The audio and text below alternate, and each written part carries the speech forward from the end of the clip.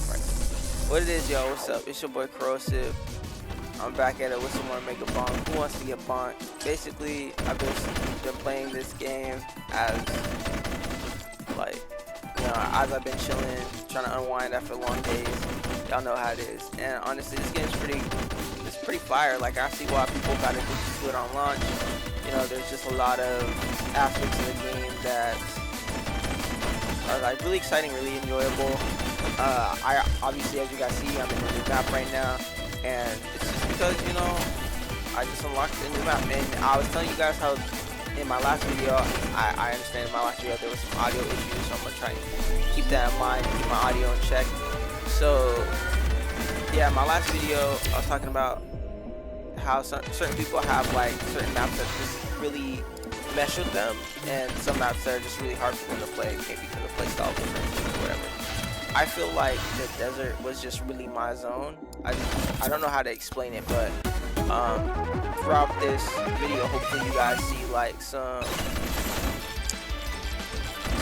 a little bit of me freestyling. I ain't even gonna lie.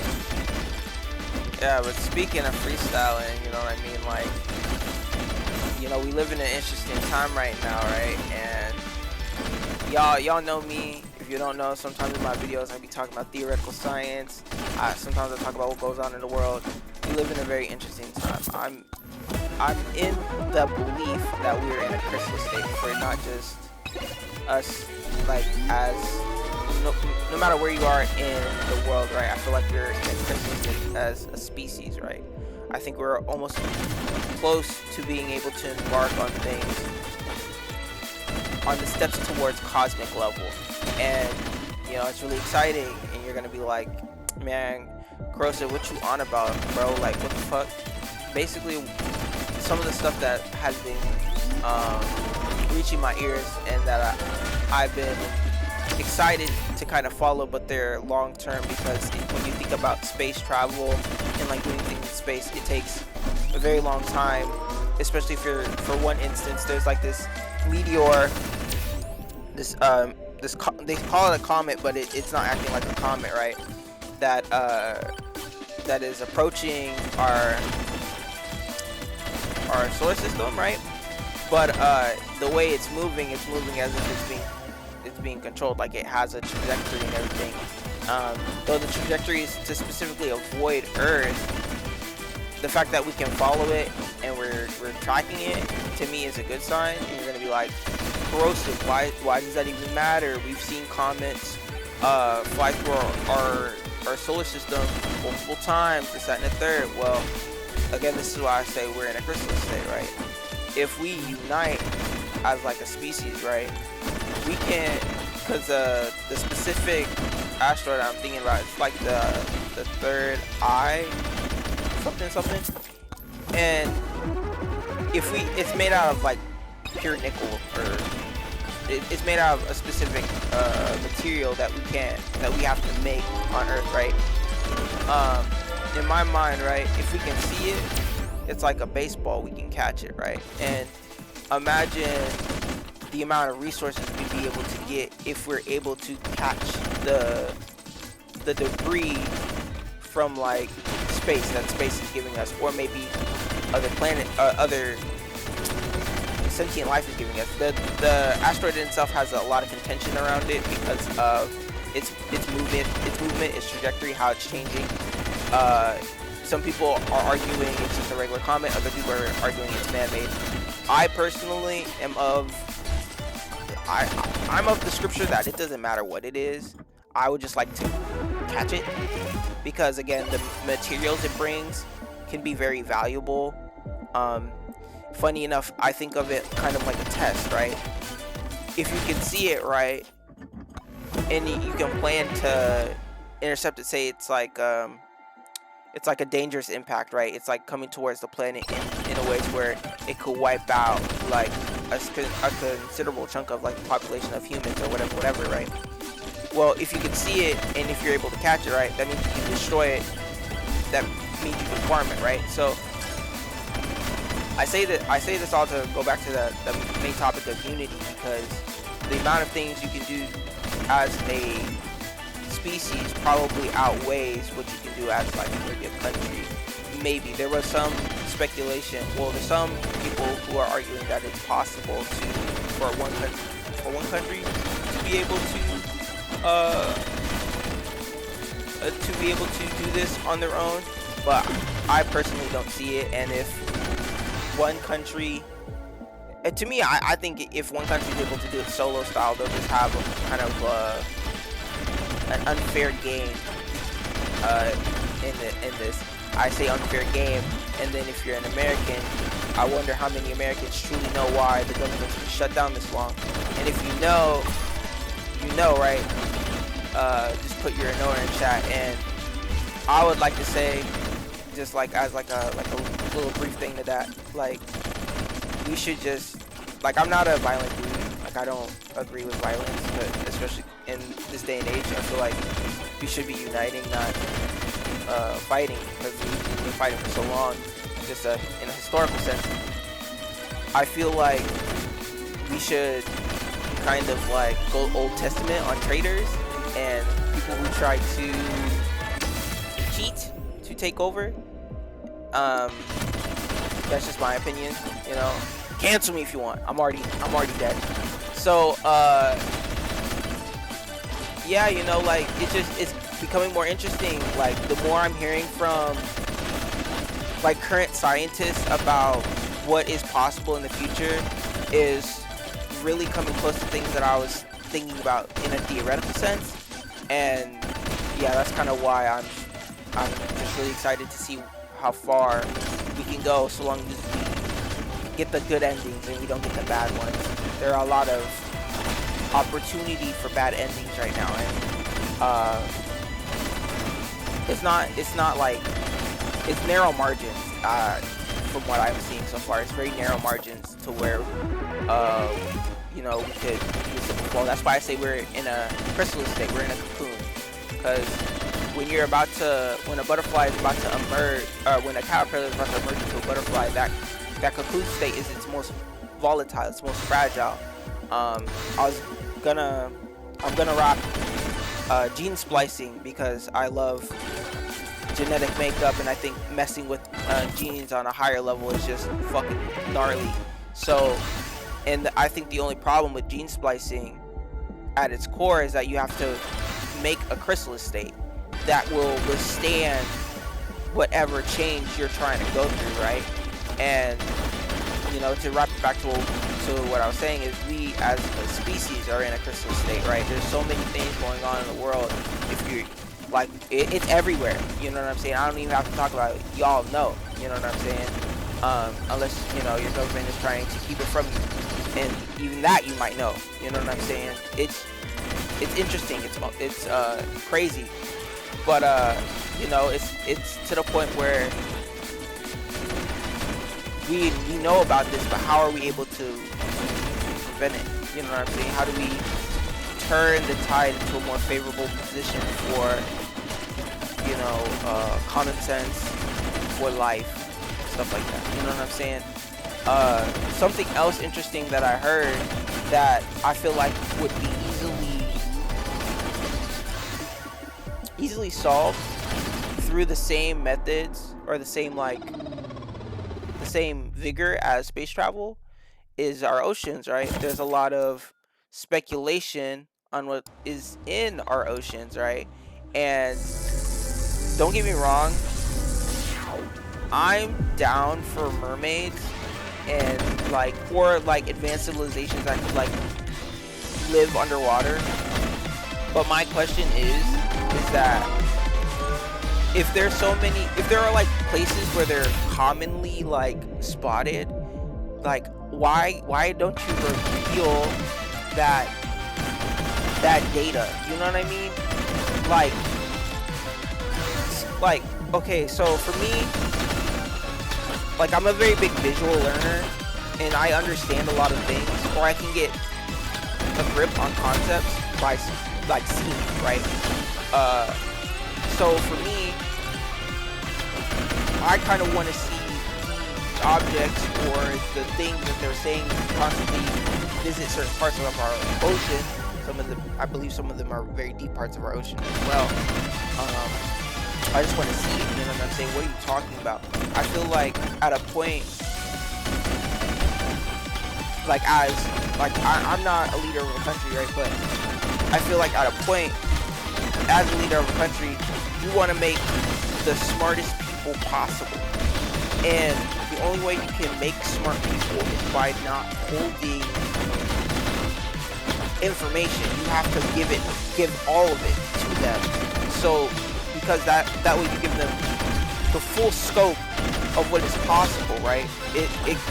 I'm hearkening to the fly in the jar as an analogy here. And if you don't know what that is basically or a flea in the jar. The flea will only jump as high as the lid is, but and at a point it'll forget that it can jump higher than the lid, right? And in my mind, especially if you think of the education system, we are being put in a very small jar. We're not allowed to think higher than the box, which is frustrating, right? Because I know, well, I would assume, right, you would want evolution to happen in a way to where it is beneficial for your species, right? And the only way that is possible is if you create a very high ceiling to jump to. And funny enough, when I was listening to these conversations, right, every scientist or like really intelligent person was talking about sci-fi as being their guiding star and like their thing to keep them optimistic, keep them like thinking differently and stuff like that, which I find very funny. I feel like for me, the way I got into science, I guess it was from the real shit, like seeing how cells operated and like, I don't know, I'm a little bit weird, so like I enjoy the relationships between chemicals, right? So if two chemicals create a bomb, or if they create a foamy substance that is very flammable or very like hydrophobic, like chemical reaction, stuff like that. It's interesting to me. That's why I got into it, right? So, though I am a sci-fi enjoyer, I find it funny that they harken to sci-fi or like not real science to keep them in it. There was an argument that it wasn't an argument, it was more like a conversation that was had where they were saying the reason why they picked like science fiction over like regular science is because they're allowed to challenge the norm.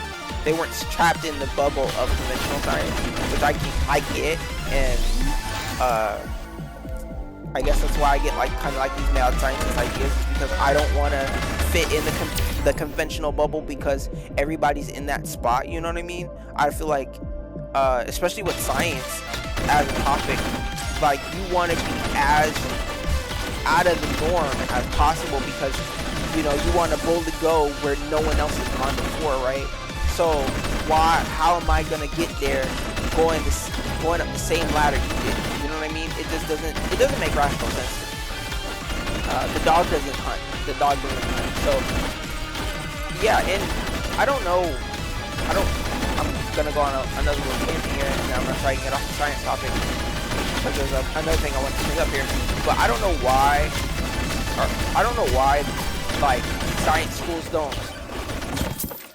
chase those people who are high intelligence, out of the box thinkers. Like I feel like that's, in my opinion, that's how you get innovation, right? Because you will show them something and they'll come up with a completely different way of how it will function and how to make it work. You know what I mean? And I feel like that would pole vault progress in a way to where no one has ever seen before.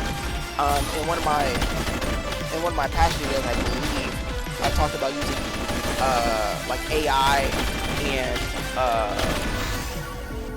AI and like technology, robots, to help kind of accelerate like innovation, right? By either making it look at things and seeing on how to improve it, or how to make something completely like new, like different forms of flight. You know what I'm saying? Like again, I brought up that magnet situation, right? Where if you electrically charge a magnet, you can kind of control it at a fixed distance, right? And then you can kind of anchor it almost like a boat to shore, right? And if to say that charged magnet was a planet, right? And you can essentially move around the planet as you see fit. I remember one conversation that I need to listen to again, because there's so many interesting things being dropped that I need to dive into more, like research, obviously, right? But they're basically hearkening to that being semi-possible, and that in my mind, I was like my brain started exploding, because at that point, like, who doesn't want to be at the front of that science, right? That science is insane. You know what I'm saying? And switching off of that topic and into another topic that I'm really jonesed about. Elon Musk said in a conversation that he's that was a crazy ass spin. I like that shit. y'all see my freestyle, right? But Elon Musk has said in a conversation that his company had produced a flying car. Now, if you guys don't know, I'm a very big aviator fan. I really do feel like you can innovate the space very easily, so long as the right minds are in the cockpit, let's say. I'm so interested to see. I would love to be a part of those people being able to like look at that technology for the first time. There are so many questions I'd like to ask. Is there a lever that controls elevation? Is that lever also synonymous to boost and thrust? You know what I mean? Like, how does it even function? Does it mirror cars? Does it have a bunch of propellers? Or are the lift and thrust systems kind of hidden in the car, you know? Depending on how you do it, the way I see it, you could have two forms of energy power sources. How does his work? I know one is probably going to be potentially solar, but does he see that there's a potential second option for power to be distributed throughout the locomotive? There are just so many questions, and like, again, I said it once, I'll say it again, we're at like the precipice, we're at the cusp of like just being this fuck off great civilization, this fuck off great species of shit, but like there's just this one sliver of just like this potential bad ending, and it's just like, can we not, how do we get away from it? That's my big question. But yeah, we're in an interesting time. But hopefully as time progresses, we get our shit together and we realize how to control ourselves, you know what I'm saying? Like, obviously, like, okay, so there's another conversation that I remember, and this is something that I really want to bring up to like the world and whoever else listens to this shit. I don't even think the world listens to this shit, but there's a conversation of universal high income. And again, in one of my older videos, I have brought up the whole universal basic income thing and the pitfall of obviously inflation. How do you keep the numbers from always being in the favor of the consumer and not fading into obscurity, right? And making it to where it's like, like, again, you need a gold brick to buy bread, essentially, right? Well, with universal high income, I could see it being possible, right? But it just makes it sustainable for the time, and it's not like a permanent thing unless, again, it's capped, or like the inflation is capped at a certain rate.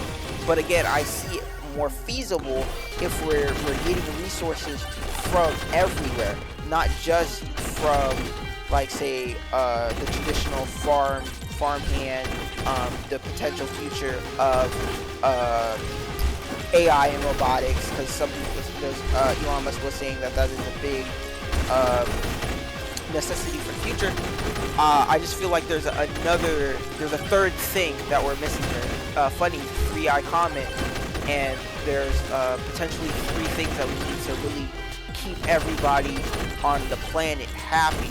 And I truly do believe that that's getting resources from the bodies around us, right? The comets flying by, being able to figure out a radius of capture, improving that radius of capture to where it can, even if it's, say, going, because all the planets rotate, right? Say it's going in, just like how 3i is, it's going in a direction to where it's going to avoid Earth. We leave something in our rotation to where, even though it's going to avoid Earth, you're still going to catch it and retain it in our rotation cycle. Does that make any sense? Like, you stop it when it's entering your rotation, right? And once your planet swings back to get it, it's there waiting for you, or it's rotating in a clockwise position or counterclockwise position to meet you at a certain point, right? And then, you know, again, pirate, just loot. You know, you loot your shit. But how do you divvy that up? You know what I'm saying? What planets, like what countries get whatever. I think it should be a 50-50 split depending on how your countries run. Like, I don't think every country needs to be advanced. I just think everybody's happy with what they're doing. You know what I'm saying? Simplicity is a great thing, but simplicity is different in different places. So you just keep that simplicity alive everywhere. And I think everything is way more feasible. But again, getting there and having everybody aligned to see that positive net gain for everyone is my big problem. Like, how do you do that? You know what I'm saying? Don't get me wrong. I feel like when you think about the leadership that we've had so far in my country, okay, I'm only going to talk about being American right now. I think Trump is doing a phenomenal job, especially with all the bullshit that's coming out of the pipeline. He's doing a very great job at it, especially, you know, again, if you know why the government has been shut down for so long, you understand what I'm talking about. It's bullshit, like, and especially because it's like now you have to undo the bullshit so that way they, like, something even bigger doesn't happen down the line when you're out of office. You know what I'm saying? And there's just a whole bunch of other shit that could go wrong, right, in after 4 years. But again, all the stuff that I'm talking about is, like, I can't see how it's going to be accelerated, though people are making robots and AI is getting smarter. But I don't see it happening in 10 years. I think it starts in 10 years. Especially because, if you guys don't know, now you know, right?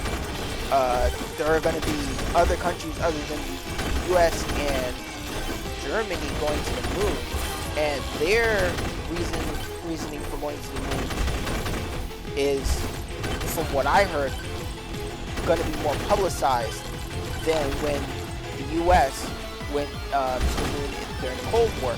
And yeah. Oh, so this is skeptical, right? Take this information with a grain of salt because I can't prove it. I for me to believe it is real, I have to feel it and touch. Like, I have to feel it, see it, and be in front of it. You feel me? Like, so what I'm about to say, take with a grain of salt because I don't even believe it just yet. You know what I'm saying? I'd have to, and for me to believe it, I'd have to leave the planet to see it. You know what I'm saying? So again, grain of salt. There are structures on the moon and on Mars that we have been, if this is to be believed, taking samples from, right? And basically this is the whole reason why Elon Musk is going to Mars, is because he wants to check out these potential structures to see if humans really did originate from Mars and some shit happened and that's why we moved to Earth, which would be interesting, very interesting. It would add a lot of questions. But I think it was like China and India. They're going to the moon, right? And they're going to go check other like buildings, like structures that were on the moon, and see what those are about, right? That's also why we're building a moon base. The moon base is to get more research on what the fuck happened on the moon. There's some shit that is anomalous there. My question is that because the first moon there was like a thing about the first moon landing where they were saying like the rocks were alive. This is like hearsay. This is hearsay. This with a grain of salt too. This with a bigger grain of salt, okay? Because now we're getting into conspiratorial shit, all right? And this is fun, but like people get shit on for this, okay? They were saying like the rocks were alive, whatever.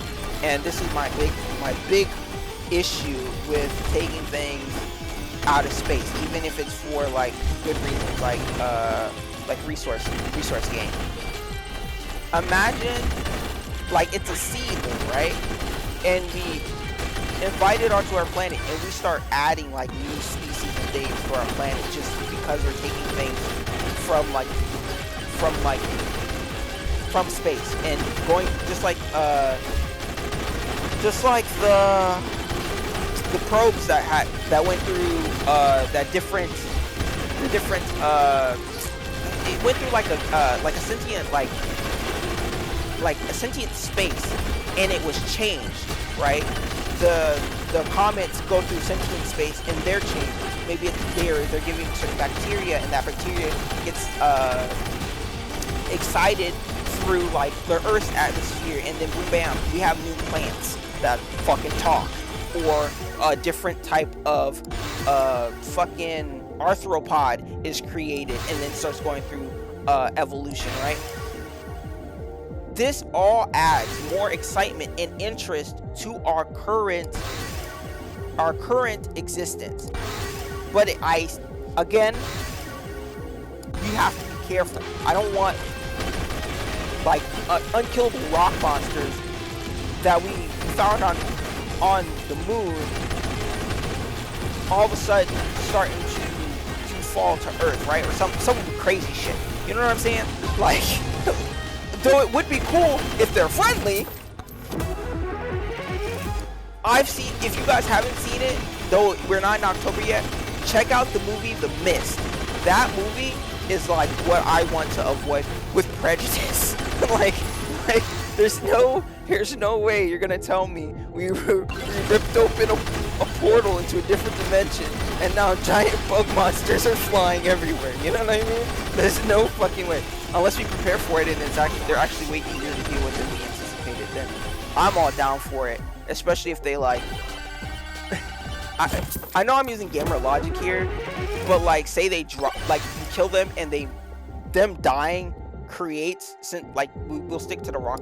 You kill a rock monster and they drop like diamonds, like the inside of them are diamonds. Then it's like, okay, now I have more of a reason to figure out how to kill these fucks. You know what I'm saying? Because it's free diamonds. Like, you know what I'm saying? It's like, and then boom, you get more resources. Like, but again, if it's more like calm on the moon and on Mars, it's more like you're just kind of like researching old past stuff, and you're kind of, because Mars, they say Mars and I believe the moon are kind of like time capsules. Everything that's left there has been maintained in a very good condition. I know for sure they said that about Mars. The amount of stuff you can retrieve and you can glean from that is incredible. I also wanted to also give another knock on Elon Musk, because he's created and he is improving on the first reusable fucking rocket ship, and that is insane. My thing is that there are patterns or shape structures that cut through resistance very well. And I wonder if adding more, like adding shapes that cut through resistance very well would improve space travel by an insane margin. And that's why you see like there are some UAP ideas that are very sleek. Like I'm thinking of the pill. I think the pill is probably the first example in my mind, because that's a very sleek idea, and I feel like wind resistance would be kind of minuscule. Or you could go with the weirder one where it's like gravity bubble, and again you probably use some sort of greater form of magnetism. Or you have, if you can control gravity, you could probably make like kind of like a tractor game of gravity. You could just pull yourself to wherever you're trying to go and then maintain it, again anchoring yourself like a boat on the shoreline. But again you see the possibility, guys. We're on the cusp of greatness, and it's like I don't want to see it fucked up. Like we're almost, we could get flying cars. We were supposed to get that in 2010 or 8. You know what I mean? Why was it reduced? Because there was a lot of bullshit going on, and people wanted to pocket that money for themselves. For what reason other than greed and fucking like stupidity? Like, don't get me wrong, it's smart for them. They're eating good for however fucking long their name exists. But like, think of the public good. That money could have gone to something else that could have potentially been great for everybody. Again, I still think we should investigate just naturally putting in systems into homes to where you can take them off the grid, and the grid can use that excess power into space travel or like other things that need power. You could give that power, you can allocate that extra power to other countries, and then if we do get the ability to catch and mine, you take some of the mining resources they get from the equivalent exchange or the equivalent distribution, and then that's how they pay off the energy that you're giving them to run their country. It like there's a potential feedback loop here that is very feasible is the word here. And